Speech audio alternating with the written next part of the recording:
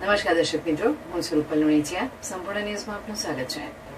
શહેરના ધનિયાણા ચોકડી વિસ્તારની વિવિધ સોસાયટીઓમાં ગટરના દૂષિત પાણી રોડ પર ઉભરાતા રસ્તાઓ બિસ્માર બન્યા છે. લાંબા સમયથી યથાવત રહેતી આ સમસ્યાને કારણે સ્થાનિક રહીશો, બાળકો અને વૃદ્ધોને ભારે હાલાકીનો સામનો કરવો પડી રહ્યો છે. પ્રશ્નનો કાયમી ઉકેલ નહીં આવે તો રહીશોએ ગાંધી ચિંધ્યા માર્ગે ઉગ્ર આંદોલન કરવાની ચીમકી ઉચ્ચારી છે. મળતી માહિતી મુજબ ધનિયાણા ચોકડી નજીક આવેલ અમૃત વિલા, લાભ, કૃષ્ણા, નંદન માધવ અને શુભ સોસાયટીમાં ગટરના પાણી સતત રોડ પર ફરી વળતા રસ્તાઓ કાદવ કીચડથી ભરાઈ ગયા છે. અનેક સ્થળોએ ખાબોચિયા સર્જાતા વાહન ચાલકો તેમજ રાહદારીઓને અવરજવર કરવામાં મુશ્કેલી પડી રહી છે. ખાસ કરીને શાળાએ જતા બાળકો અને વૃદ્ધો માટે સ્થિતિ વધુ કપરી બની છે. સ્થાનિકોના જણાવ્યા અનુસાર ગટરના પાણીના કારણે અનેક લોકો લપસી પડતા ઇજાગ્રસ્ત પણ બન્યા છે.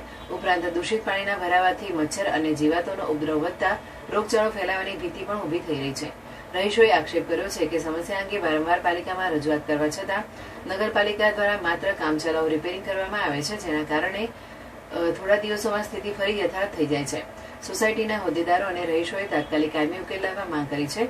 સોસાયટી પ્રમુખ પ્રહલાદભાઈ વણઝારાએ જણાવ્યું હતું કે ધનિયાણા ચોકડી વિસ્તારની અમૃત વિલા સહિતની સોસાયટીઓમાં ગટરના ઉભરાતા પાણીની સમસ્યા લાંબા સમયથી છે. અનેક રજૂઆતો છતાં પાલિકા દ્વારા માત્ર કામચલાઉ કામગીરી કરવામાં આવે છે, જેના કારણે સ્થાનિકોને ભારે મુશ્કેલી પડી રહી છે. જો પ્રશ્નોનો વહેલી તકે કાયમી નિકાલ નહીં કરવામાં આવે તો રહીશો આંદોલનનો માર્ગ અપનાવવા મજબૂર બનશે.